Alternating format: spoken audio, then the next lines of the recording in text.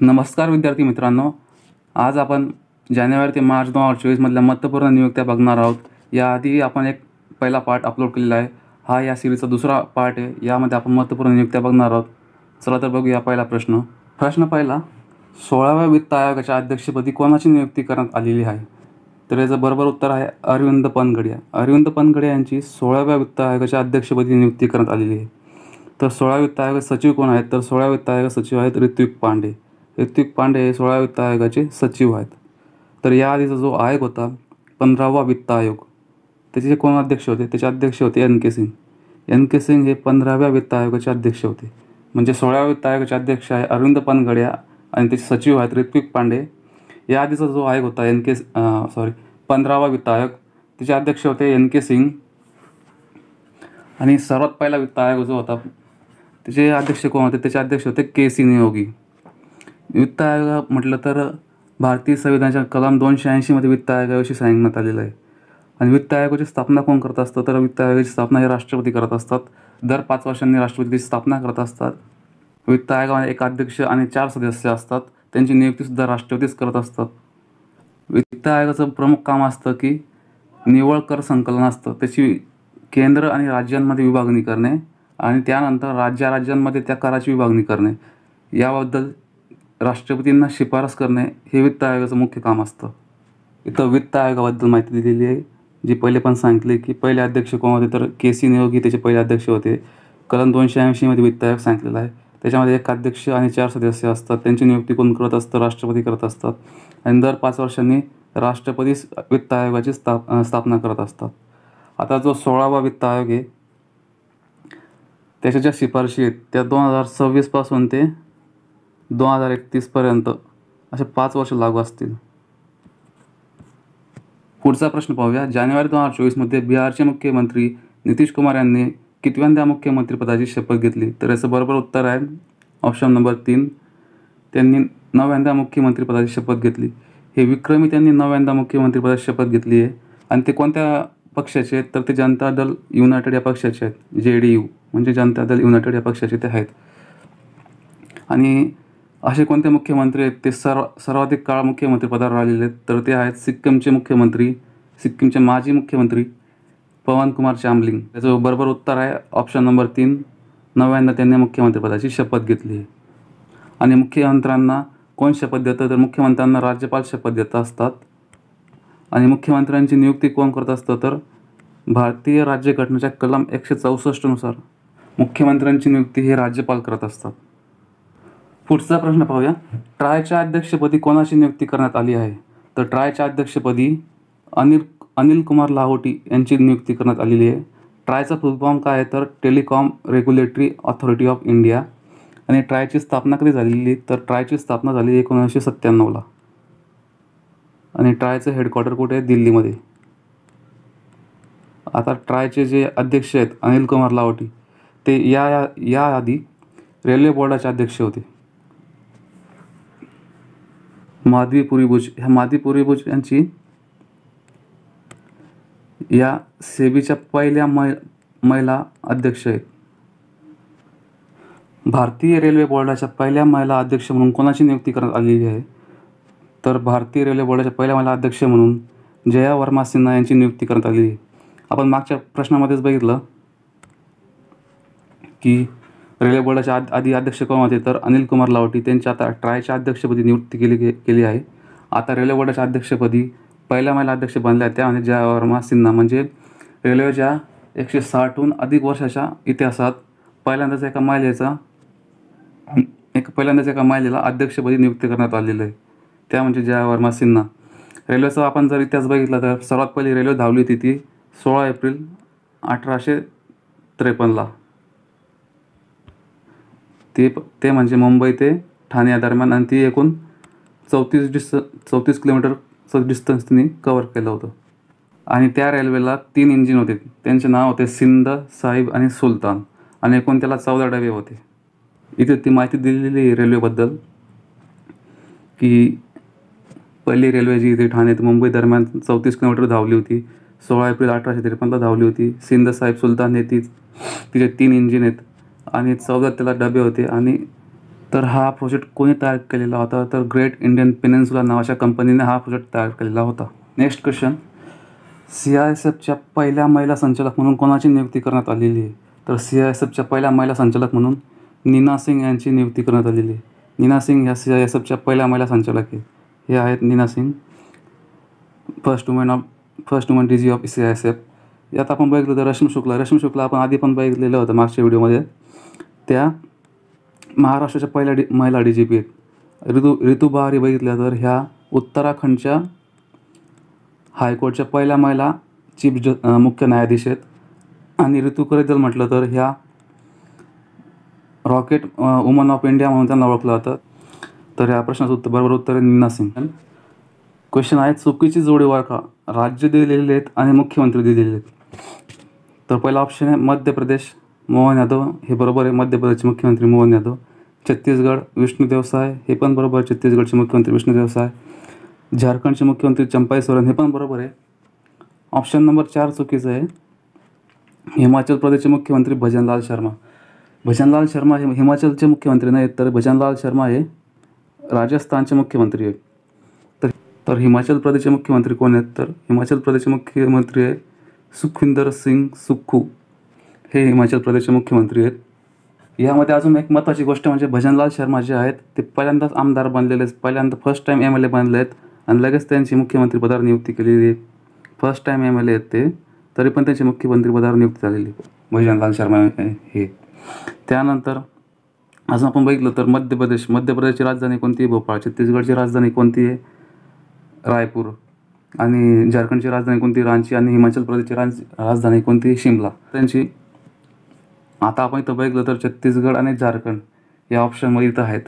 यांची निर्मिती कधी झाली होती, म्हणजे यांची स्थापना कधी झाली होती या राज्यांची? तर सन 2000 यांची स्थापना झालेली होती, छत्तीसगड आणि झारखंड यांची. यांच्यासोबत अजून एक राज्य होतं ते म्हणजे उत्तराखंड. आणि यांचा निर्मितीचा क्रम कसा आहे? तर छत्तीसगड, उत्तराखंड आणि झारखंड असा यांच्या निर्मितीचा क्रम आहे. म्हणजे पहिले छत्तीसगड स्थापन झालेलं आहे, नंतर उत्तराखंड, नंतर झारखंड.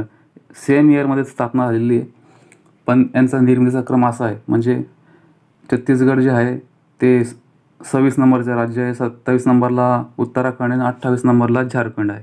नेक्स्ट क्वेश्चन, मार्च 2024 हरियाणाचे नवीन मुख्यमंत्री म्हणून कोणाची नियुक्ती करण्यात आलेली आहे?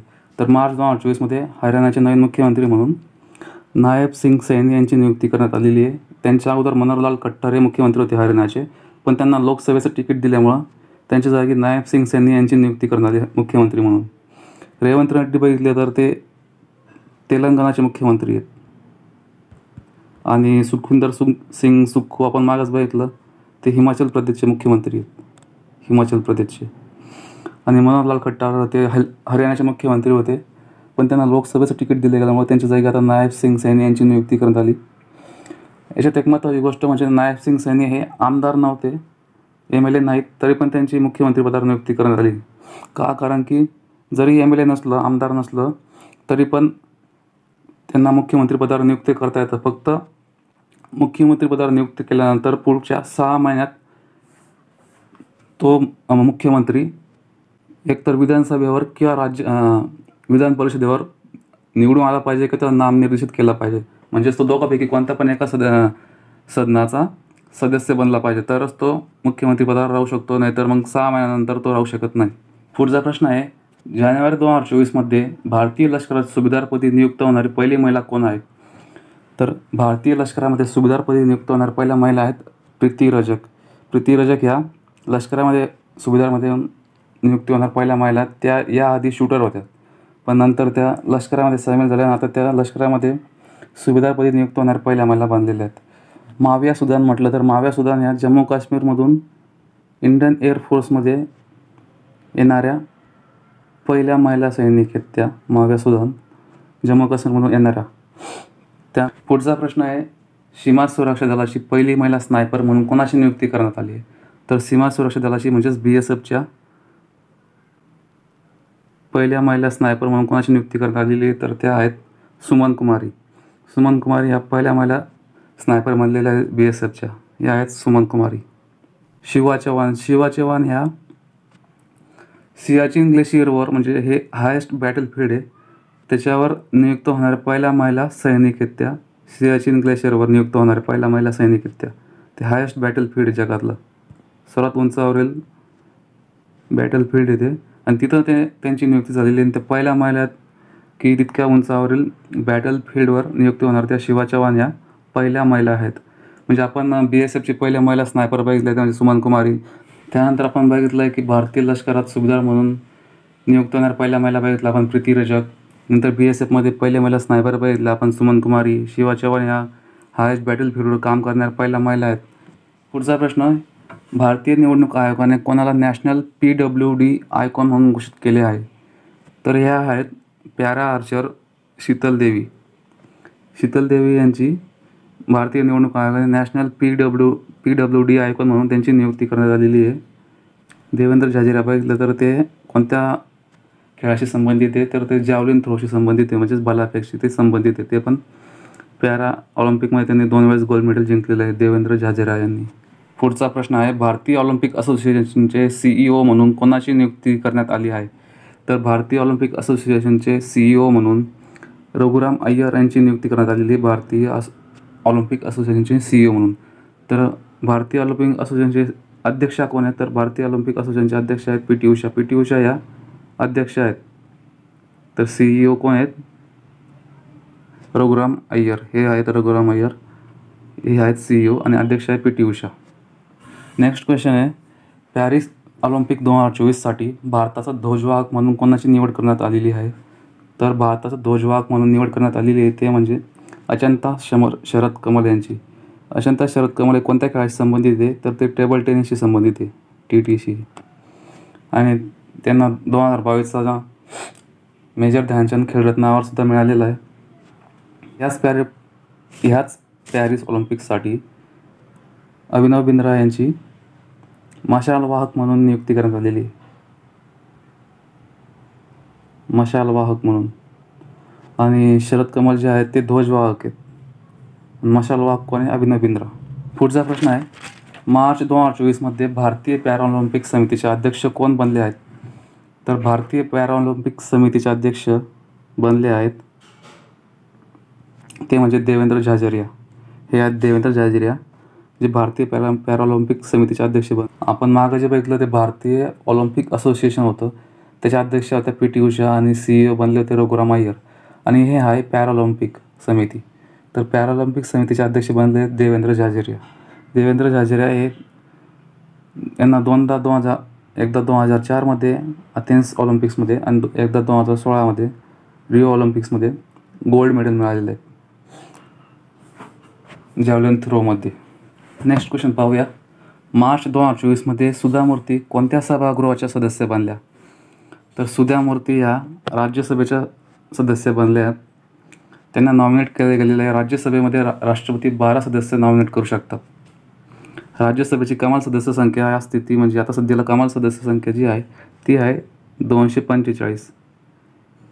त्यापैकी 228 जे असतात, 228 नाही 224 हे राज्यांचे प्रतिनिधित्व करतात. 8 जे असतात ते केंद्रशासित प्रदेशांचे प्रतिनिधित्व करतात आणि उरलेले जे असतात 12, हे 12 जे आहेत ते राष्ट्रपती नामनिर्देशित करत असतात. तर 12 जे असतात ते कला, साहित्य, विज्ञान आणि समाजसेवा या 4 फील्डमधून ते नामनिर्देशित केलेले असतात. राज्यसभेविषयी आपण अजून माहिती बघूया. राज्यसभेला वरिष्ठ सभागृह किंवा दुसरे सभागृहसुद्धा म्हटलं जातं. लोकसभा जे असते ते असतं कनिष्ठ सभागृह किंवा पहिले सभागृह, आणि राज्यसभे जे असतं ते दुसरे सभागृह किंवा वरिष्ठ सभागृह असतं. आणि लोकसभा ही पूर्ण भारतीय जनतेचंच प्रतिनिधित्व करत असते.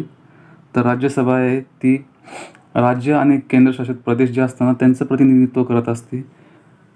राज्यसभेचे जे अध्यक्ष कोण असतात तर जे उपराष्ट्रपती असतात ना तेच राज्यसभेचे अध्यक्ष असतात. आता सध्याला उपराष्ट्रपती कोण आहेत तर जगदीप धनखड. तर जगदीप धनखड हेच आता राज्यसभेचे अध्यक्ष असतील. आणि आपण जसं बघितलं तर एकूण सदस्य संख्या सध्याला आहे 245. त्यापैकी 12 सदस्य हे राष्ट्रपतींद्वारे नामनिर्देशित केले जातात. आणि जसं लोकसभा दर 5 वर्षांनी विसर्जित केलं जातं ना आणि दर 5 वर्षांनी त्यांची निवडणुका होत असतात, तसं राज्यसभेच्या दर 5 वर्षांनी ते विसर्जित होत नसतं.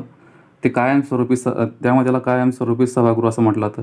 जे राज्यसभेचे जे सदस्य असतात ते त्यांचा कार्यकाळ जो असतो तो 6 वर्षांचा असतो आणि राज्यसभेमध्ये दर 2 वर्षांनी राज्यसभेचे 1/3 सदस्य जे आहेत ना ते निवृत्त होत असतात. पुढचा प्रश्न पाहूया. मार्च 2024मध्ये मायक्रोसॉफ्ट विंडोजचे नवीन प्रमुख कोण बनले आहेत? सत्य नडेला हे तर मायक्रोसॉफ्टचे अध्यक्ष आहेत मायक्रोसॉफ्टचे, आणि आता हे मायक्रोसॉफ्ट विंडोजचे नवीन अध्यक्ष बनले ते म्हणजे पवन दावलुरी हे आहेत मायक्रोसॉफ्ट विंडोजचे अध्यक्ष, आणि हे आहेत फक्त मायक्रोसॉफ्टचे अध्यक्ष सत्य नडेला. आणि पवन दावलुरी जे आहेत ते IIT मद्रासमधून ते ग्रॅज्युएट झाले आहेत. तर मित्रांनो, हा होता आपला आजचा दुसरा भाग जानेवारी ते मार्चमधील महत्त्वाच्या नियुक्त्यांचा. तुम्हाला जर नक्की व्हिडिओ आवडला असेल तर नक्की लाईक करा, शेअर करा, सबस्क्राईब करा. धन्यवाद.